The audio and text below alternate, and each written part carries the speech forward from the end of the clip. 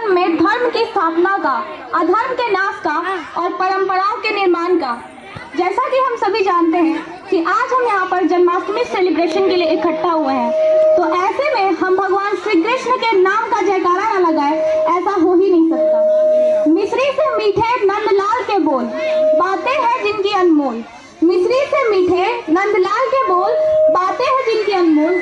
कृष्ण जन्माष्टमी के इस पावन अवसर पर दिल खोल के बोल, जय श्री कृष्णा, जय श्री कृष्णा, बोलो बांके बिहारी लाल की। A very warm good morning to everyone present here. This is Saraswati Kumari presenting today's program on the very special occasion of Janmashtami. Shri Krishna is one of the most powerful incarnations of Vishnu, the Godhead of the Trinity of the deities. On this grateful occasion, I would like to share a quote from Bhagavad Gita. Whatever happened, happened for good. Whatever is happening for good, and whatever will happen will also happen for good.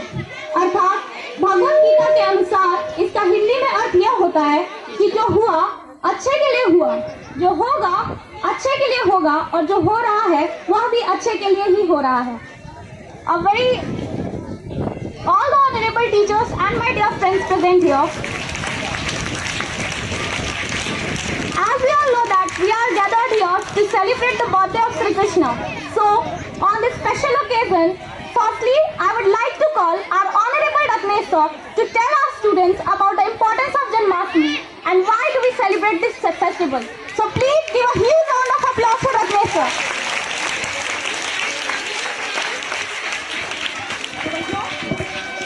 धन्यवाद।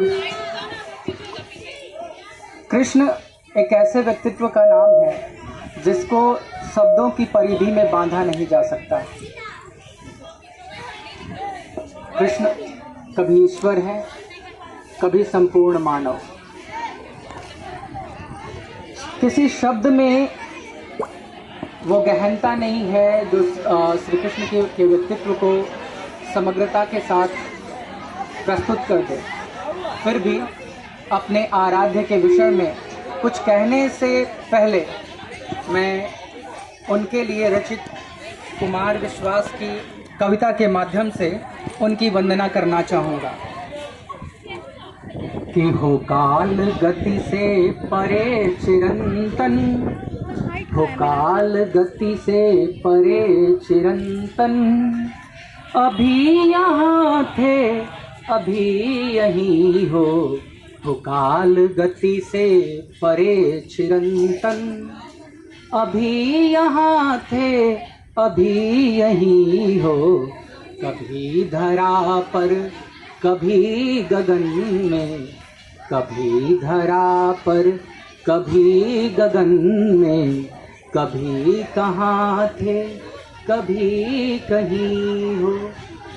ईश्वर सर्वत्र व्यापक होते हैं, सर्वत्र विराजक होते हैं, वो सृष्टि के कण कण में समाये हुए हैं। कृष्ण निराकार है, निर्गुण है। मैं जिस कृष्ण को जानता हूँ वो पर ब्रह्म है, परमेश्वर है, वो आदि है, वो अनंत है, वो हर कण में और सृष्टि के चर अचर में समाये हुए हैं। वो कहते हैं कि एको अहम द्वितीयो ना अस्ति ना भूतो ना भविष्यति, अर्थात सिर्फ मैं हूँ और दूसरा कोई नहीं, ना भूत में ना भविष्य में। वो कालों के काल हैं, वो देवों के देव हैं। इसलिए कुमार विश्वास कहते हैं कि हो काल गति से परे चिरंतन, अभी यहाँ थे अभी वहीं हो, कभी धरा पर कभी गगन में, कभी कहाँ थे कभी कहीं हो। तुम्हारे भक्तों को ध्यान है तुम्हारे भक्तों को ध्यान है, तुम सकल चराचर में हो समाये, बस एक मेरा है भाग्य मोहन, बस एक मेरा है भाग्य मोहन, कि जिसमें होकर भी तुम नहीं हो काल गति से परे चिरंतन, कभी यहीं थे कभी यही हो। न द्वारका में मिले विराजे, न द्वारका में मेरा कृष्ण मेरे आराध्य है। सगुण ब्रह्म नहीं, निर्गुण ब्रह्म है, जो निराकार है, जिनका कोई स्वरूप नहीं है, वो पर ब्रह्म परमेश्वर है। कि न द्वारका में मिले विराजे, बिरज के गलियों में भी नहीं हो, बिरज के गलियों में भी नहीं हो। और लोगों को भ्रम होता है कि भगवान कृष्ण योगी राज है तो वो योग में है। कि न योगियों के हो ध्यान में तुम, न हम जड़े ज्ञान में तुम ही हो, हम जड़े ज्ञान मेरा तुम ही हो काल गति से पड़े चिरंतन, अभी यहाँ के अभी यही हो। जन्माष्टमी के पावन अवसर पर ये जान लेना अति आवश्यक है कि जिन मापदंडों के अंदर हम श्री कृष्ण को बांधना चाहते हैं वो इससे पड़े हैं, वो काल पुरुष हैं। उनको मैं बार बार कह रहा हूँ कि उनको कोई शब्दों की मर्यादा बांध नहीं सकती। अर्जुन को अपना परिचय देते हुए भगवान श्री कृष्ण कहते हैं कि हे अर्जुन, मैं अक्षरों में ओंकार हूँ, मैं अक्षरों में ओंकार हूँ, मैं शस्त्रों में ब्रज हूँ, मैं राक्षसों में प्रहलाद हूँ।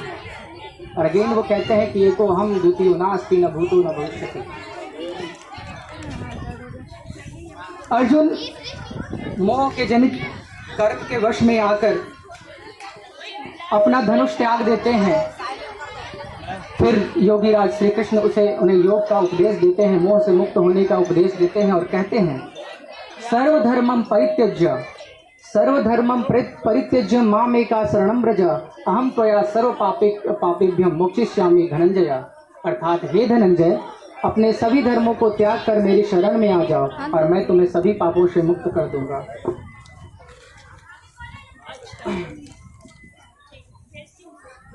अब हम बात करते हैं कि कृष्ण कब कैसे समाज के निर्माण के लिए किस रूप में हमारे सामने प्रकट हुए।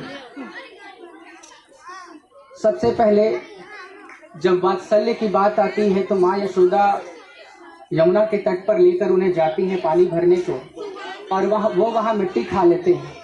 माँ का वात्सल्य उमड़ पड़ता है, दो चपेट लगाकर कहती है कि ये तुमने क्या किया, मिट्टी खा लिया तुमने। वहाँ श्री कृष्ण अपना मुंह खोलकर दिखाते हैं और पूरी सृष्टि उनके मुख में समाई हुई दिखाई पड़ती है। और माँ से कहते हैं कि माँ, मैं ब्रह्म हूँ और मेरे लिए हर कर्म आप स्थित हैं, आप मेरी व्यर्थ चिंता करती हैं। भीष्म की हत्या नहीं हो रही थी, कुरुक्षेत्र के युद्ध में तटस्थ थे, मर नहीं रहे थे। कृष्ण ने ये प्रतिज्ञा की थी कि मैं शस्त्र नहीं उठाऊंगा, और उस समय प्रतिज्ञा का बहुत बड़ा महत्व था। कृष्ण ने रथ का पहिया उठा लिया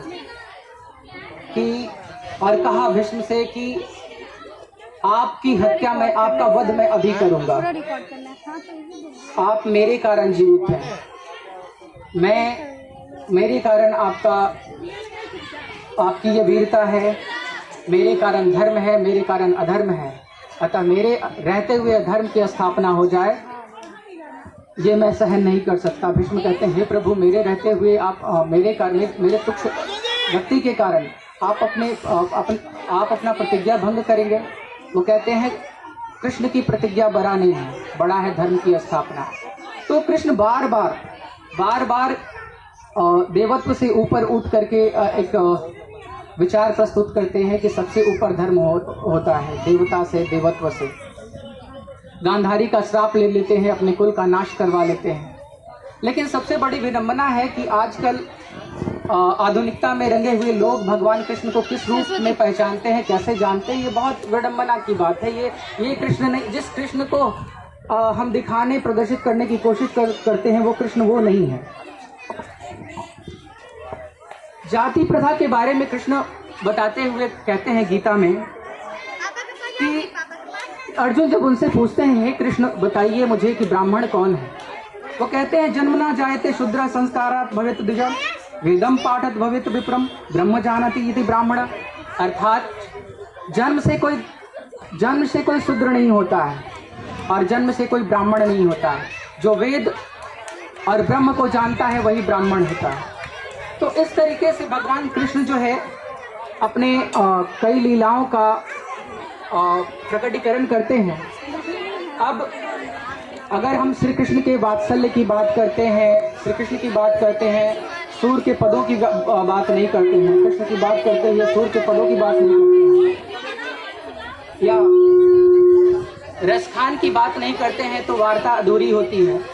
तो जन्माष्टमी के इस पावन वेला में मैं कुछ पंक्तियां निवेदित करना चाहूँगा जो सूर्य के वात्सल्य रस की अनुपम उदाहरण है। तो इन पंक्तियों के साथ ही मैं अपनी वाणी को विराम देना चाहूँगा। लेकिन इससे पहले कि मैं आगे बढ़ूँ, मैं आपको ले चलता हूँ वात्सल्य में भीगे साहित्य की ओर। जब कृष्ण माँ यशोदा से कहते हैं कि मैया मोरी दाऊ बहुत खिजायो रे, मैया मोरी दाऊ बहुत खिजायो, मोसे कहत मोल को लीनो, मोसे कहत मोल को लीनो, तू जसमती कब जायो री, मैया मोरी दाऊ बहुत खिजायो। वो बलराम कृष्ण से कहते हैं कि तू नंद और यशोदा के बेटे तो हो नहीं, तुम्हें माँ ने मोल देकर खरीदा है। कहा करो इसी रिस के मारे, खेलन हो नहीं जात, पुनि पुनि कहत कौन है माता, कौन है तेरो तात। वो कहते हैं कि कौन तुम्हारी माँ है, कौन तुम्हारे तात हैं, तुम तो नंद और यशोदा जैसे लगते नहीं हो। गोरे नंद जसोदा गोरी, गोरे नंद जशोदा गोरी, तू कत श्यामल गात, तू कत श्यामल। वो कहते हैं कि नंद गोरे हैं, जशोदा गोरी है, तुम तो श्याम शरीर हो, तुम तो उनके जैसे नहीं लगते। और श्याम को बहुत गुस्सा आता है, वो माँ से जाकर शिकायत करते हैं कि माँ दाऊ भैया बहुत चिढ़ाते हैं। तुम ही तो मारन सीखी, दाऊ ही कबहू ना कीजे, मोहन मुख रिस की ये बातें, जसुमती सुन सुन रीझे।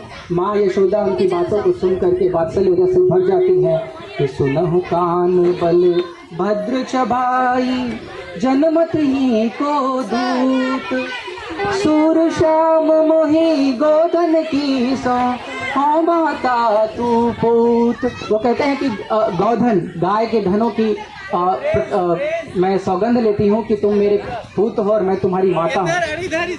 और अब गोकुल की गोपियों की बात, जब त्रिभुवन के मालिक श्री कृष्ण को थोड़ी सी छाछ देकर नाच नचाती हैं, तो अनुप्रास अलंकार की ये पंक्तियां देखेंगे कि शेष गणेश महेश दिनेश सुरेश हूँ जाति निरंतर गावे, जाहि अनादि अनंत अखंड अछेद अभेद सुभेद बतावे, नारद शुक व्यास रहे पचिहारे तव पुनि पार न पावे, ताहि अहिर किछो हरिया छछिया भर छाछ पे नाच नचावे, गुंज गर सिर मोर पखा अरु चाल गयंद की मोन भावे, सावेरु नंद कुमार सदै ब्रज मंडली में ब्रज राज कहावे, साज समाज सदै सिर ताज और लाज की बात कही नहीं आवे, ताही अहिर किछो हरिया छछिया भर छाछ पे नाच नचावे।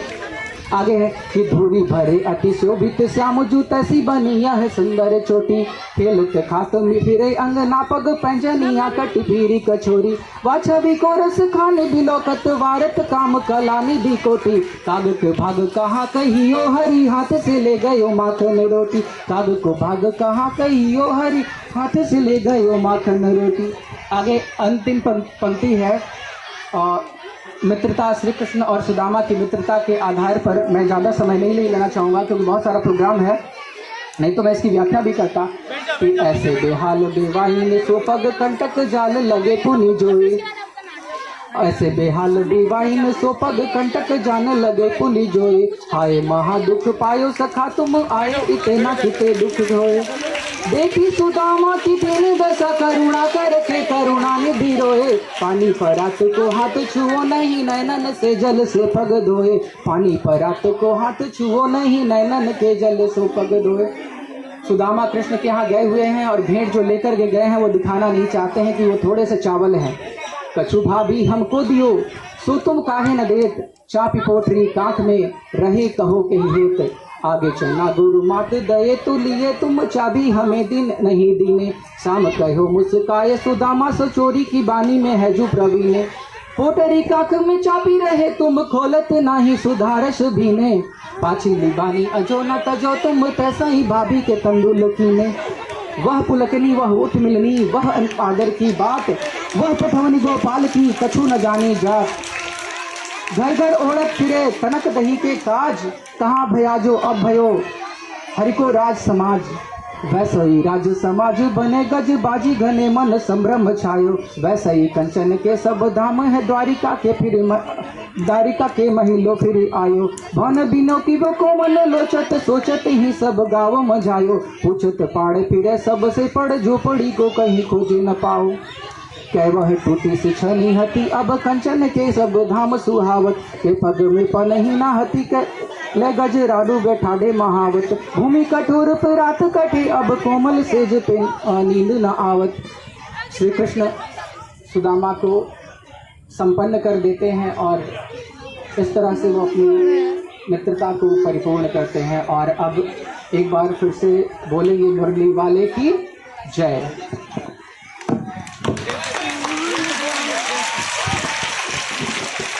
बोलिए वृंदावन बिहारी लाल की, गिरधर नागर की। धन्यवाद।